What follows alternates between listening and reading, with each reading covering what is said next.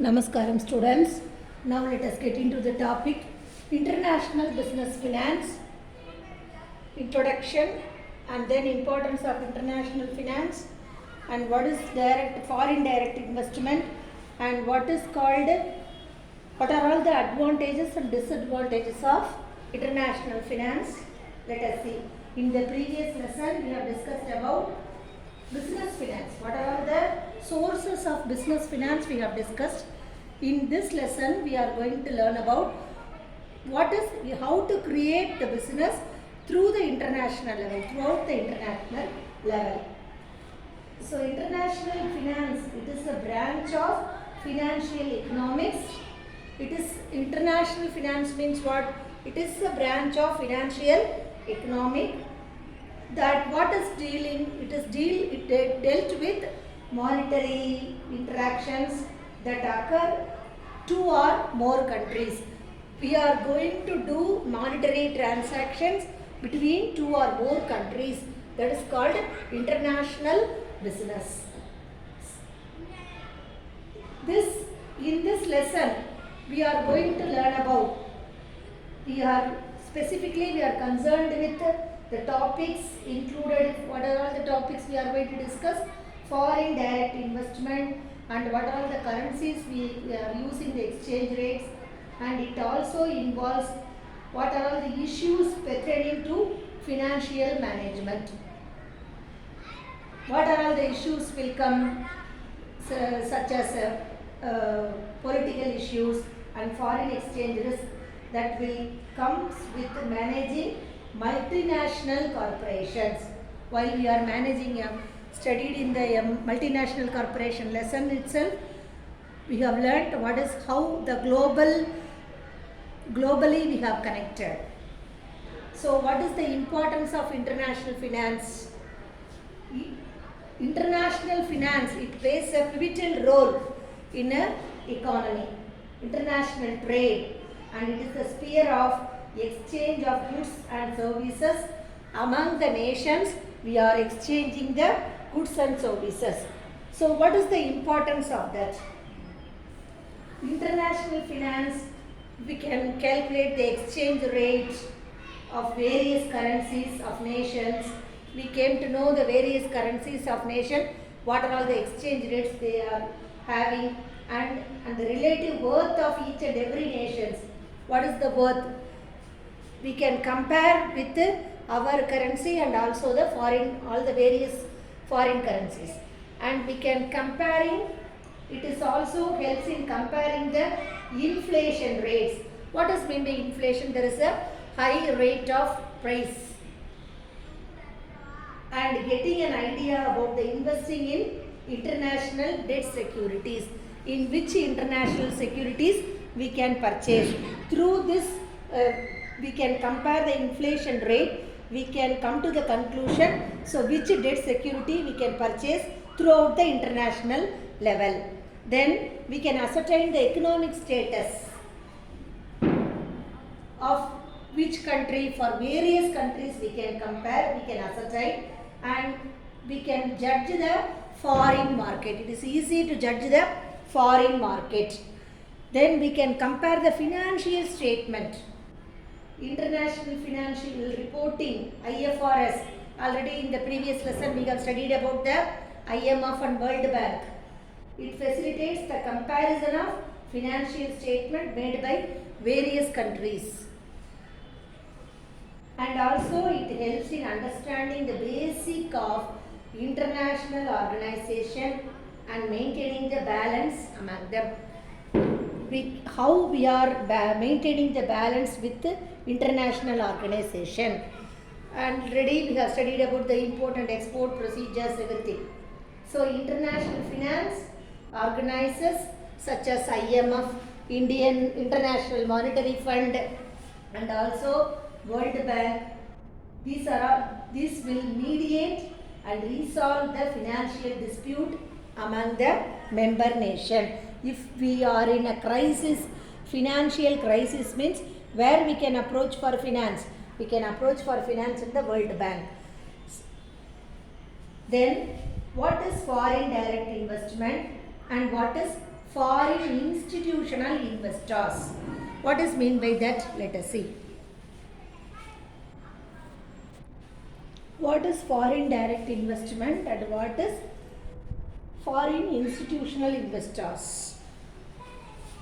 See, foreign direct investment occurs when it will occur when an investor based on one's native country, that is from the home country, they can acquire an asset or a company in another company. They can acquire the asset from one company from the home country to host country.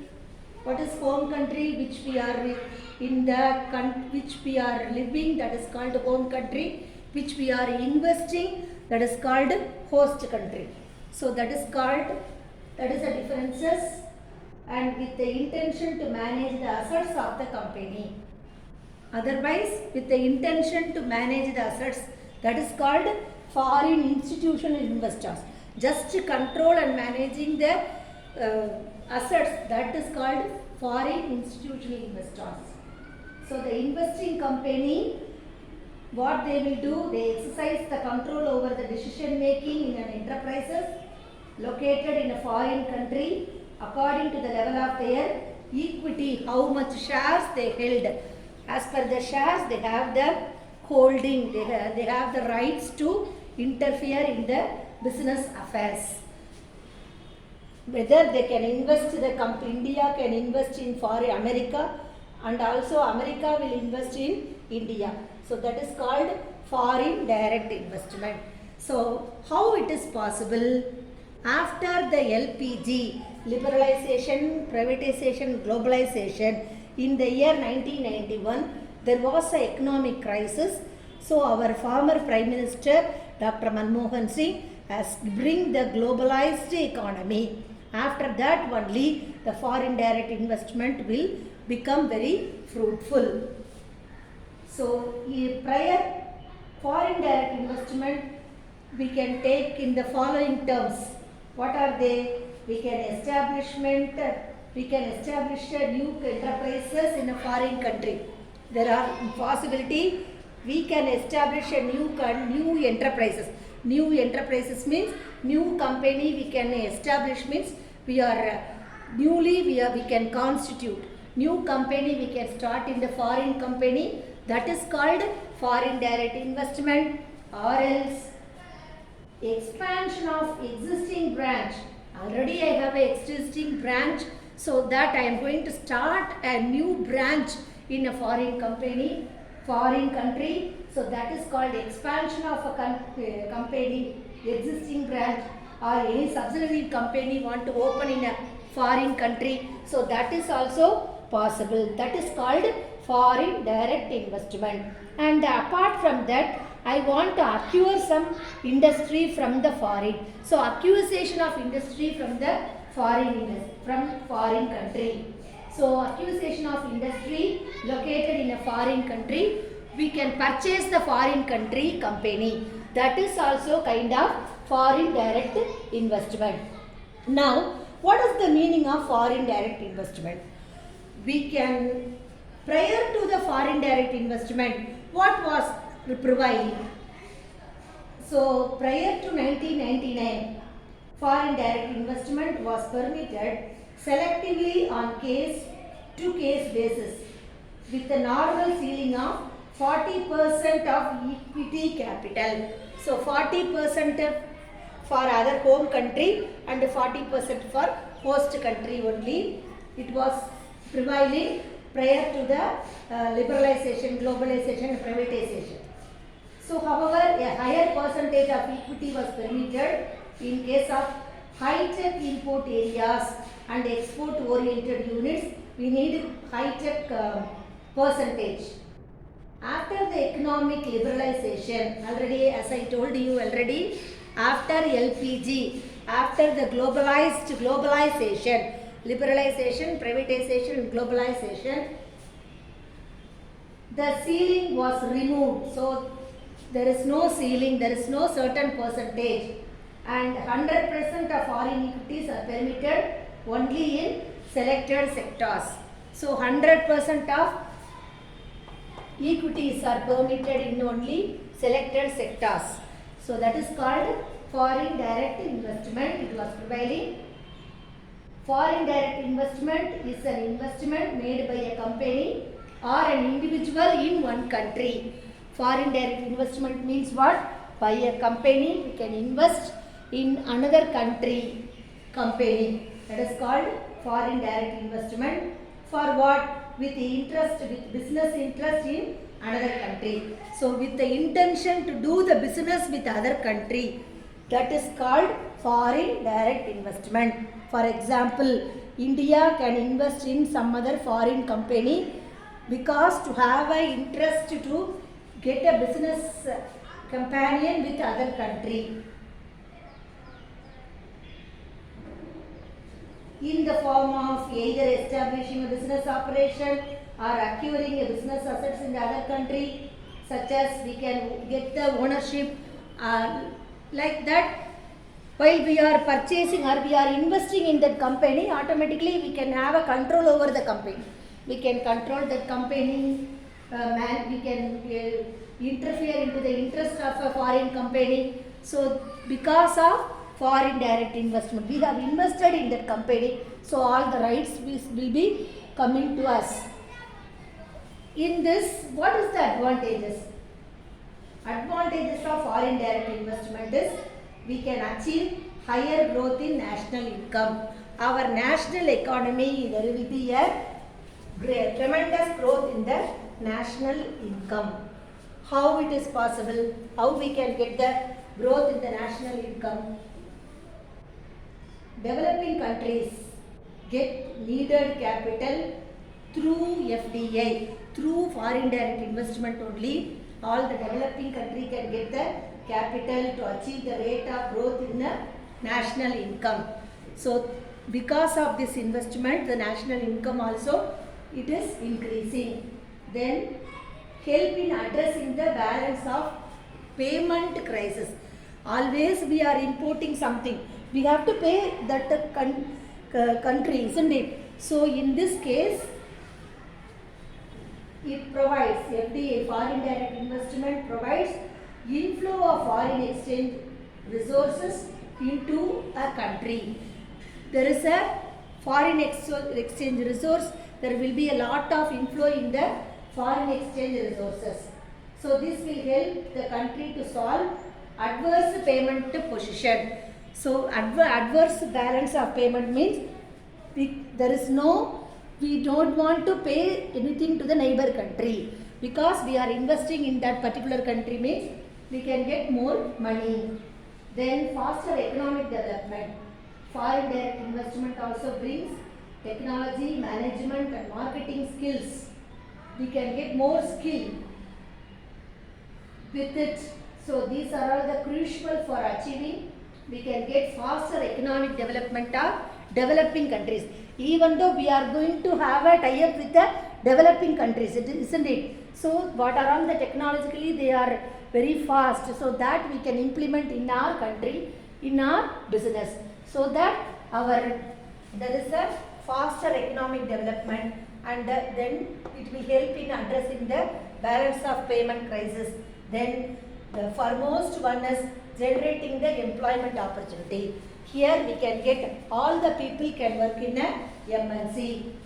So FDI, foreign direct investment, it is a lot of employment opportunity in developing countries, especially in high skill areas. So all the people, those nowadays all the corporate concerns are they are coming and establishing a company in India. So throughout India, wherever we can see all the MNC, so that is a corporate concern. So all the people, the soft skill peoples are working in a foreign multinational company. So we can get generating the employment opportunity. Then encouraging the competition. So host country means what?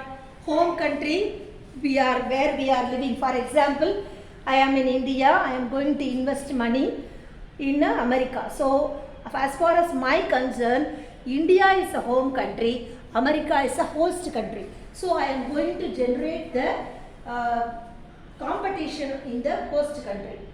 So entry of foreign direct investment into developing country, it will promote healthy competition, and because of healthy competition, it will lead to the enterprises in the developing countries.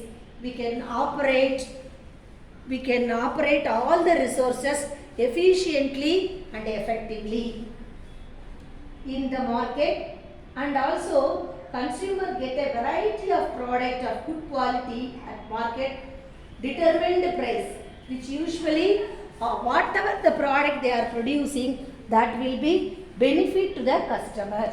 They are not going to give a very given product, they are going to give only the good superior product only they are going to purchase to create a competition between the host countries. Now, what is that? What disadvantages? Exploiting natural resources. Already in the multinational company, we have discussed what are all the resources available in the home country. We are exploiting the natural resources. So the company, the foreign direct investment company, we are depletion. Depletion means one by one we are diminishing the natural resources. What are all the resources? Natural resources, water, forest, and also mines, etc. So as a result, such resources are not available for the usage of those who are all the common man in the host country. They can't utilize the natural resources as they like, because the home country is exploiting the host country. Because of foreign direct investment, in the name of foreign direct investment, they are exploiting that particular country. Then heavy outflow of capital. So foreign companies, what they will do, they are said to take away the huge funds. What they are going to allot in the form of dividend and in the form of royalty fees. Already in the franchisee lesson we have seen, isn't it? So royalty fees are very high because of foreign direct investment, multinational company, and because their product is very good, so for that they will ask the patent. This causes large outflow, huge outflow of capital from the host country. So host country want to spend more money because of heavy outflow of capital, because to give the royalty amount, and they have to give more dividend to the host country. These are all the disadvantages. Then not transferring the technology. Some foreign companies are there.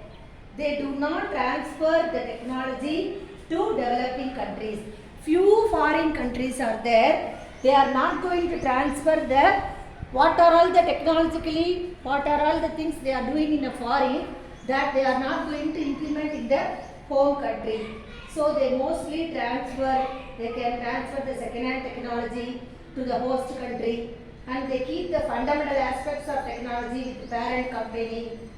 In such case, what they will do, the host country may not get the advantages of technology transfer. What is the consequence?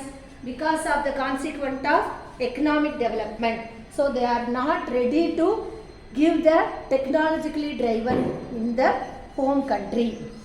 Then exploiting the cheap labor. In the home country, as far as India is concerned, paying 25,000 rupees is a very big money, isn't it? So they are exploiting the labor.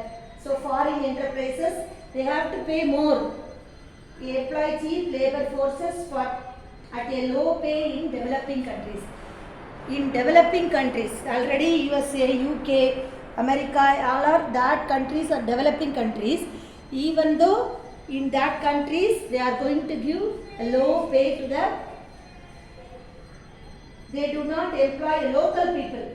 They are, so that only see here all the Indians only they are going to job for foreign country. So as they will convert the money, often they will $1 is equal to 1 rupee as far as foreigners is concerned. Whereas as an Indian, we will convert $1 is equal to 85 rupees. So we will convert and we will multiply. That's why we are suffering. So they do not employ local people for the higher post in management because they know about the value of the money and they know how much want to give, everything they know very well. Further, they do not extend the privilege.